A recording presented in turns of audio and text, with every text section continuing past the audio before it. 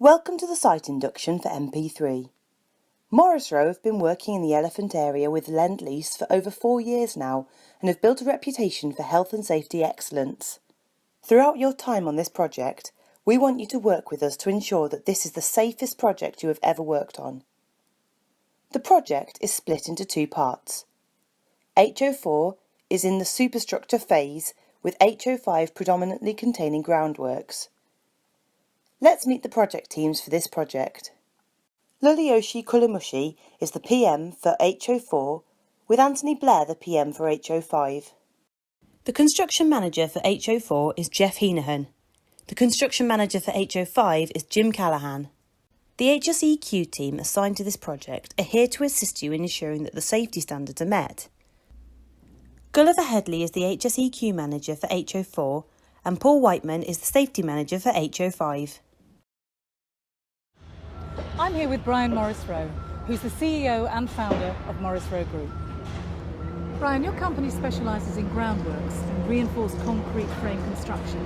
Now that's a high-risk environment for your workforce, so I presume safety is very important to you. Yes, Sarah, safety is really important to us, and we do work in a very high-risk area of this industry. Our business has a legal and moral obligation to keep our workforce safe, and our clients expect us and kind of also aspire that that workforce goes home safely every evening.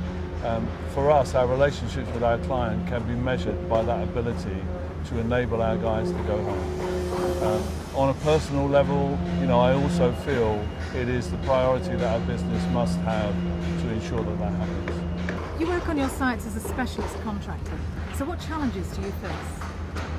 Sarah, our challenges really revolve around trying to ensure that our workforce understand the safe systems of work that we've developed and that they undertake those systems when they're carrying out their works on site. The kind of challenges that we face relate to kind of perhaps our workforce doing unplanned things, not following method statements, taking unnecessary risks, and perhaps not realising that when circumstances change on site that they should speak to their supervisors and seek advice as to how they should proceed with that piece of work that they're doing. First, let's focus on HO4. Groundworks are now complete in this block and we are moving into a superstructure phase of the project. This consists of 5 blocks including a tower construction. The core is being built with a Docker SKE 50 system and screen protection is attached to the tower block D.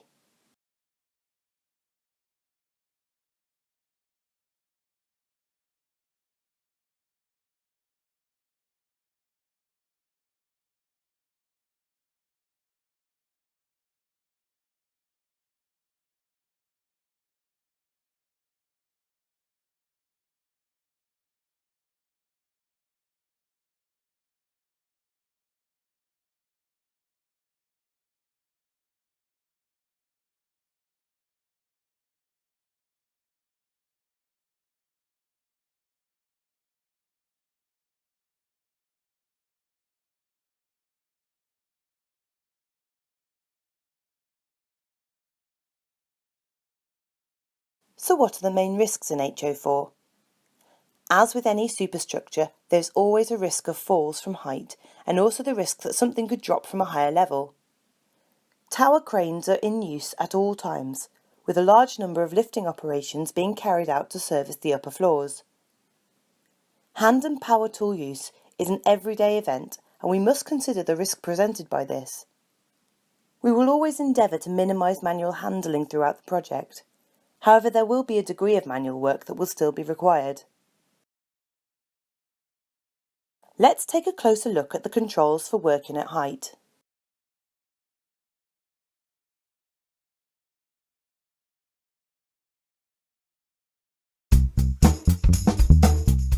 Only trained people are permitted to work at height. Safe access is vital and will change depending on the task, its location and duration. Work at height causes many accidents and injuries in construction. Rules and protocols must be followed. You should be familiar with the risk assessment and method statements for the task, even if you have done similar jobs 1,000 times. Always wear a chin strap or helmet tether. Wear a harness that is in good condition and fitted tightly enough to only allow 2 fingers to fit behind the straps. One of the overlooked aspects of work at height is the danger of falling objects, so make sure all your tools are securely tethered and that your pockets are fastened. When you clip onto the fall arrest system, use the harness tail. Don't clip on at the front, as you will need easy access to that carabiner as you move around. Before you move out, just check that the clip is secure. Never release one clip until you've secured the next one, and always clip onto the unit closest to your work area.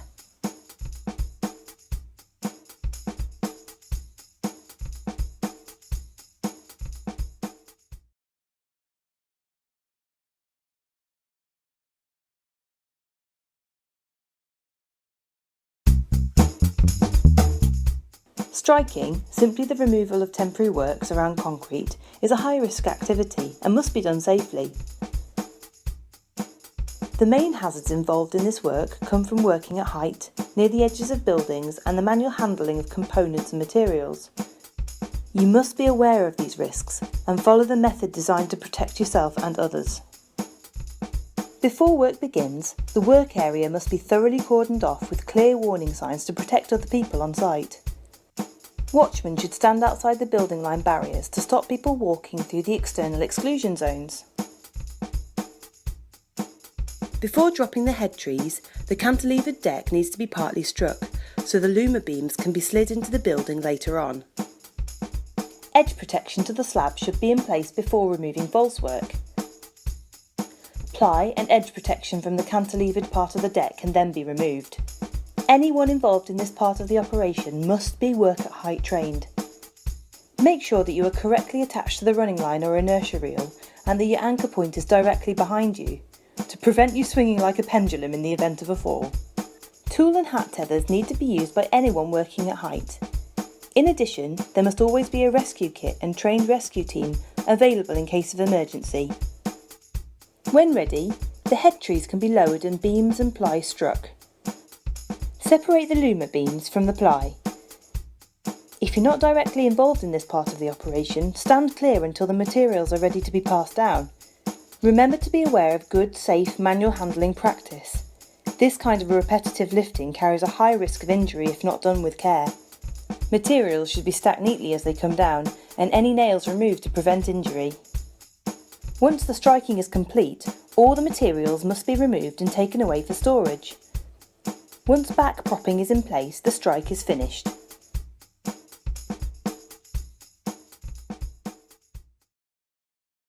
So what can we do to ensure we remain safe when working with tools on site?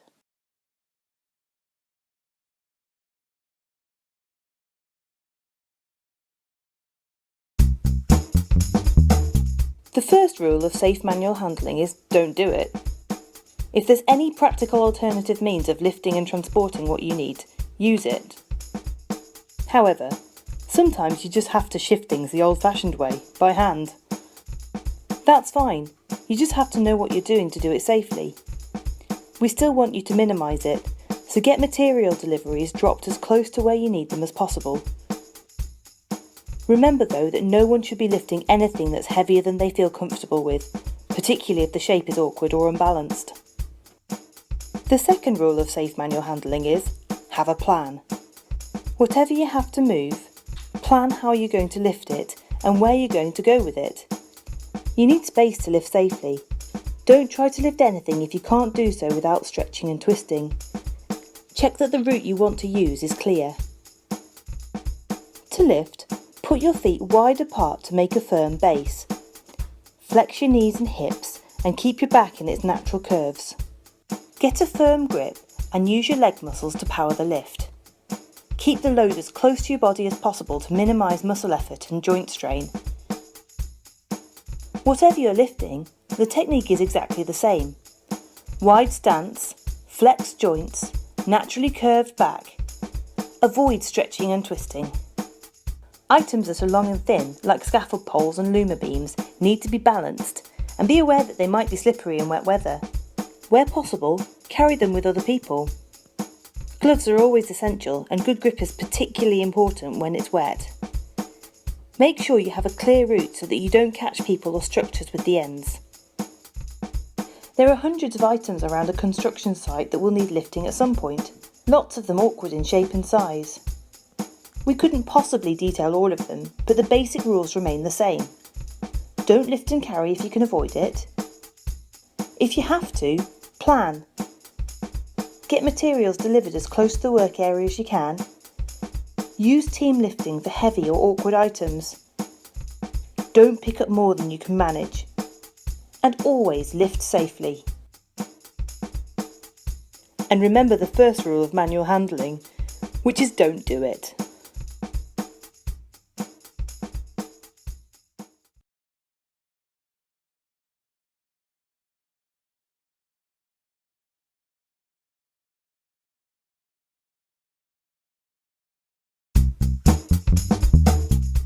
Setting up your work area before you begin a task will keep you and other people working on site safe and make your job easier and more efficient.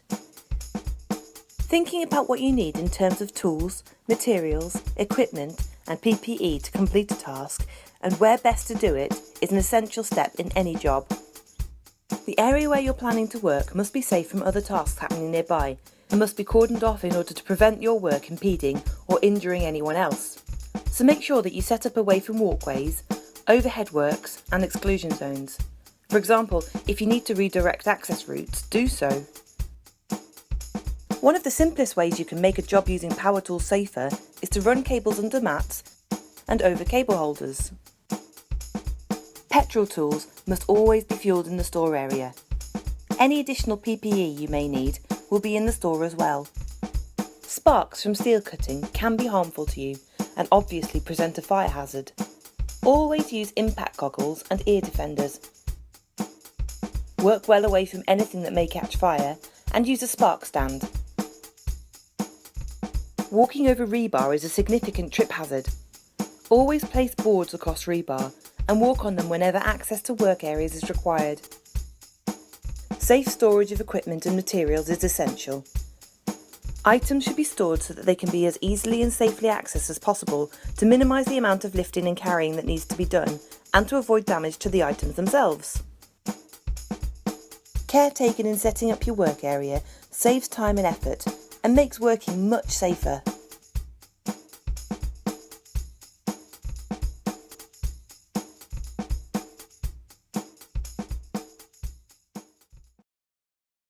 All crane team members, such as slingers, must attend a crane team induction. This covers the specific details for the safe use of lifting equipment and accessories on this project. If you are involved in lifting operations, make the person carrying out this induction aware at the end of the session. Access to the Block D core and the docker rig is only permitted to those who have sat a separate specific induction. If you are tasked with working on this system or need to gain access, report to the site office so that the induction can be completed. Only those with an SKE inducted sticker displayed on their hard hat will be allowed to access the platforms. Now let's look at HO5. HO5 is currently a groundworks operation with a reduced dig, raft slab construction and pile caps being undertaken.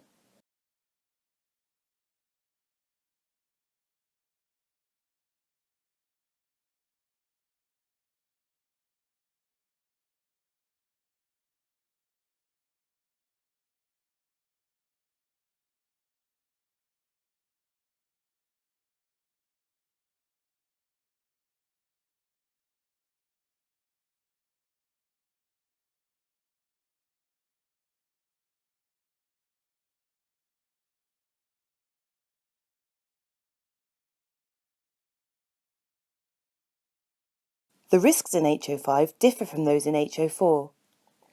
The main risks that you will encounter are noise, dust and vibration from the trimming of piles, interface with moving plants such as excavators, dumpers and site traffic, and the risk of slips, trips and falls due to uneven surfaces and open excavations. Segregation between people and plant is critical. We must maintain exclusion zones around operating plant. Stick to the access routes. Banksmen have radio communication with all excavators and dumpers. If you need to enter an area where plant is operating, ask the banksman first. He will stop and isolate the machine prior to you entering. The following video will take you through the controls for this phase of the site.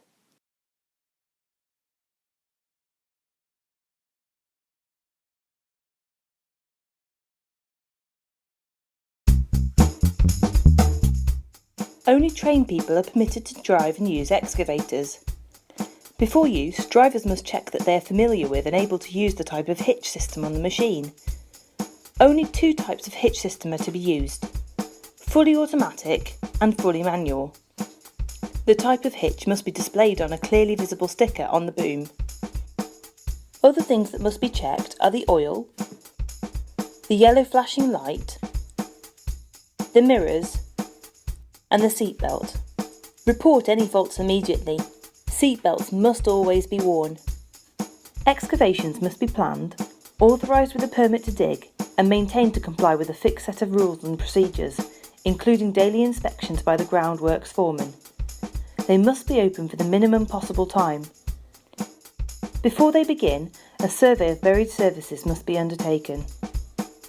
Stop blocks must be used where wheeled plant is moving close to excavations. Edge protection must be in place. It must be set back at least 1 metre from the edge of the excavation. Barriers and edge protection used along the length of the excavation must be regularly checked for damage and condition, and any repairs or replacements made without delay. Safe means of access and egress must be in place using CombiSafe steps as a priority. Check that they have a valid inspection tag. Adequate warning signage must be clearly visible all around the excavation. Excavations should either be battered at a 45-degree angle, stepped at designed lengths, or follow a temporary works design.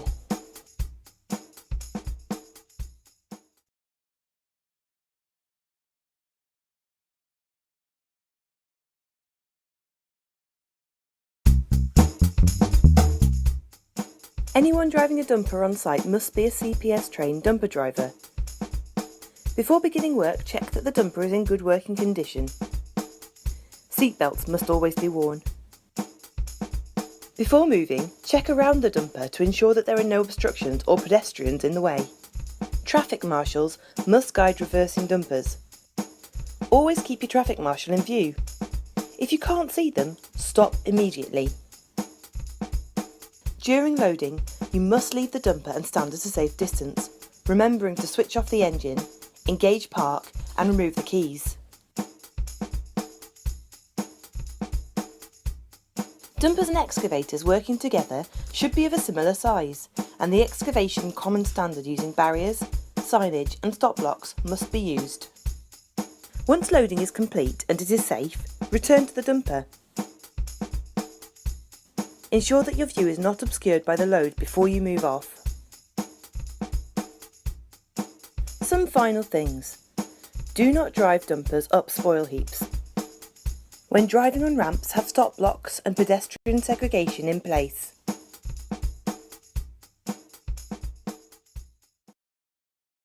Silica dust is a killer. It is a known cause of cancer, and we must do all we can to prevent both our own and those around us being exposed to it.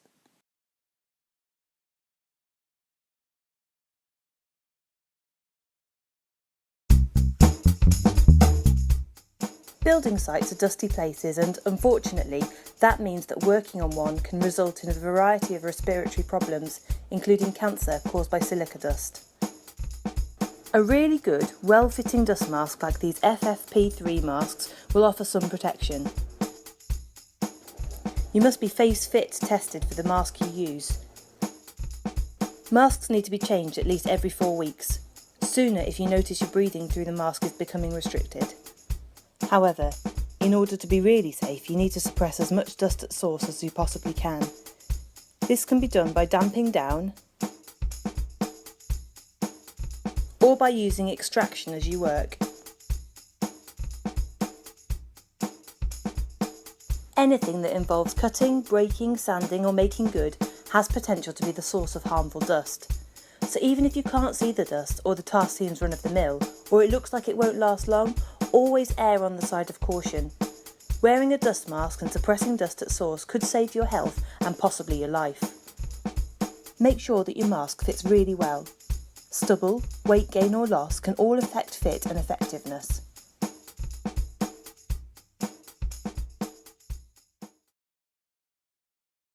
Remember, power tools can cause serious injury. Always ensure that you are trained and competent in their use. Never try to change blades or drill bits without isolating the tool first, and always ensure you wear the correct PPE.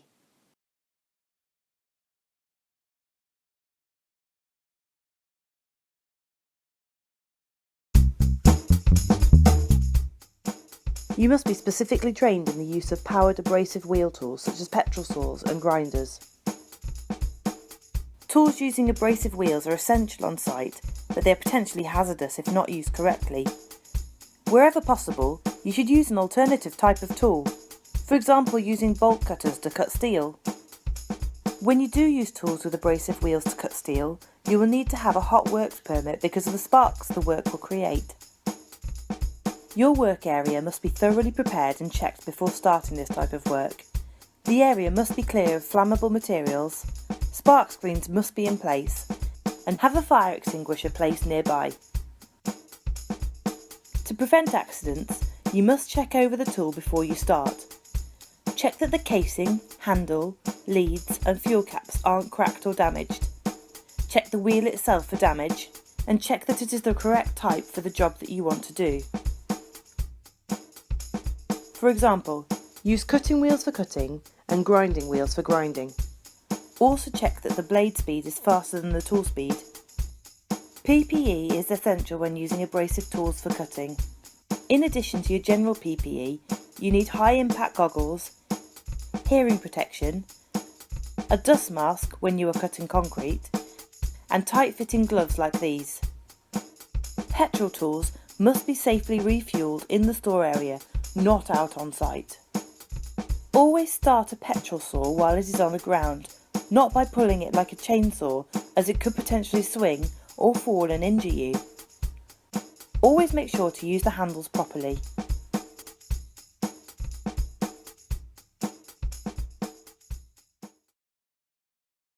Access and egress around the project is key to your safety. Vehicle and pedestrian routes are planned to keep you safe and away from danger. Make sure you have safe access and egress at all times. Unloading bays are situated around the perimeter of both HO4 and HO5. No pedestrians are to use the vehicle routes to access areas of work. If you are moving between HO4 and HO5, you must swipe out of one and back into the other using your Lend-Lease access card.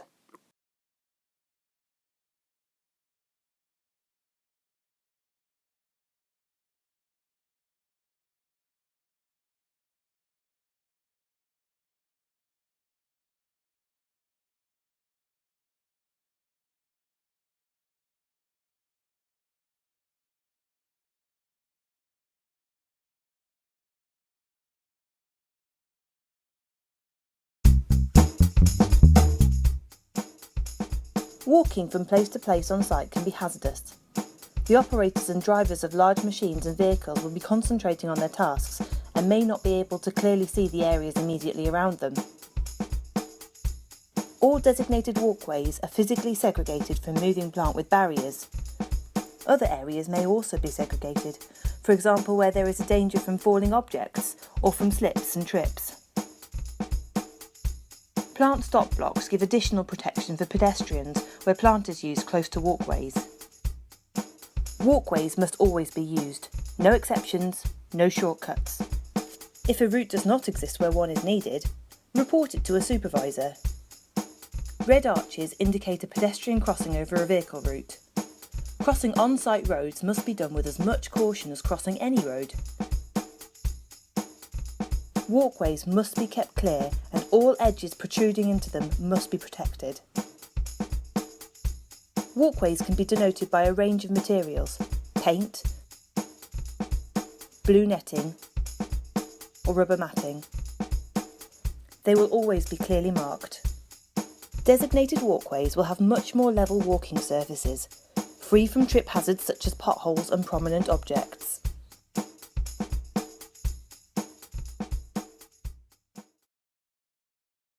Your mental health and well-being is of the utmost importance to us.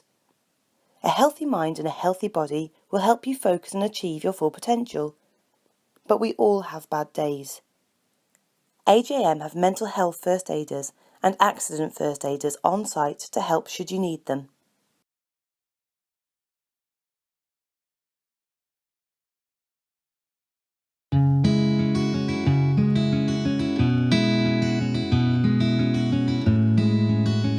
Mental health is something we all have. It's the way we think and feel and how we address the challenges we face in our lives. When our mental health is poor, we can find ourselves unable to cope. Around 1 in 6 of us experience a symptom of anxiety or depression in any given week. It can be hard to recognise that someone is experiencing a mental health problem. They may not even be aware of what's happening themselves. People can feel a need to hide their feelings because they might be ashamed coming forward. If someone doesn't see themselves, particularly if you know they have stuff happening in their life, it's good to check in and see how they are. You might notice that someone is more angry or irritable than usual, or that they're isolating themselves or hiding away. Mental health can seem like a really daunting subject to talk about, but we've all had conversations with colleagues and friends about bereavements, breakups, and other life events. We use the same skills to talk about mental health. It's just the same.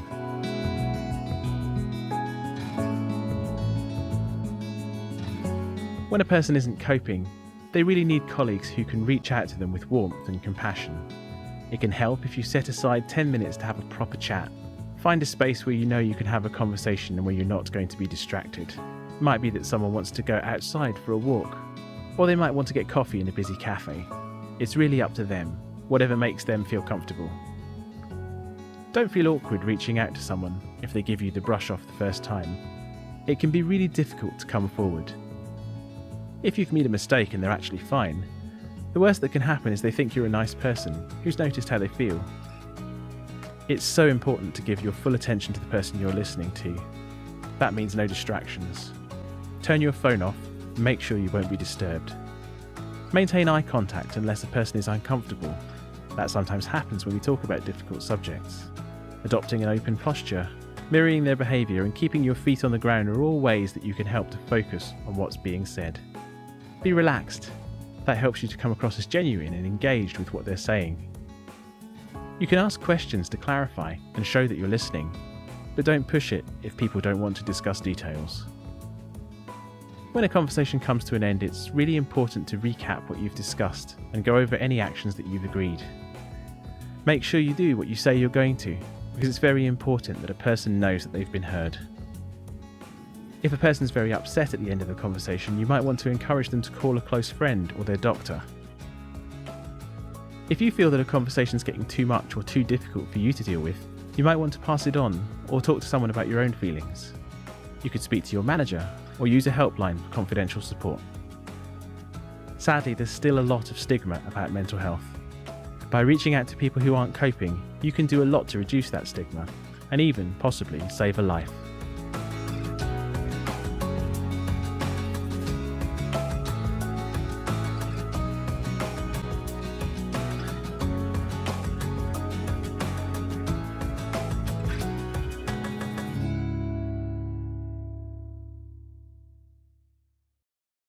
Our mental health first aider is Irene. If you have any issues or need to discuss anything regarding mental health, you can contact her and she will provide you with a listening ear and advice on who to turn to. It is essential that you report all accidents, near misses and any risk that you see on site. It is only by working as a team that we can learn and prevent any future accidents. First aid kits are located on the site notice boards and in the main site office. The site has a number of first aid trained operatives. Their contact numbers are displayed on the notice boards around the sites.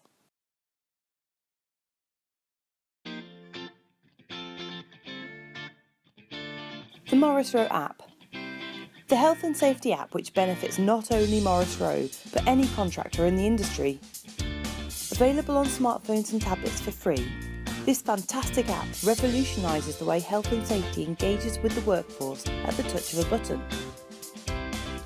Our common standards, based off legal and industry standards, are a crucial means to communicate what good looks like on our sites. Toolbox talks on paper are a thing of the past with us, when our suite of videos can be viewed in inductions, the live work environment, and even on the train home. This eliminates ambiguity of what's expected to maintain a safe site and a healthy workforce. Engagement needs to be two-way, and that's why we have health and safety surveys to capture our employees' opinions and feedback. Positive feedback helps gauge what we are doing well, and concerns by our employees help us to continually improve to prevent risk of incidents. We are currently working with Mates in Mind to promote the well-being of mental first aid support for all our employees. The mental and physical well-being of our workers is critical to us, so the additional support and campaigns through the app ensure a more personal and discreet means of aid to those who might find it difficult to talk about issues that they're struggling with. The Morris Row app is available to anyone in the UK. This means that our health and safety standards and campaigns are available for use outside the company. We believe that if somebody externally wants to use our app functions, they can. If it is able to help others, then we are happy that we can contribute to health and safety being improved nationally. The Morris Row app. Health and safety innovation, engagement and excellence. Number of Morris Row policies that you need to take the time to read. These are displayed on the walls of the site office. They include health and safety, privacy, work safe, and the drug and alcohol policy for Morris Row. And finally, if you have any questions, please do not hesitate to ask a member of the team. Welcome to MP3, and help us make this project the safest you have ever worked on.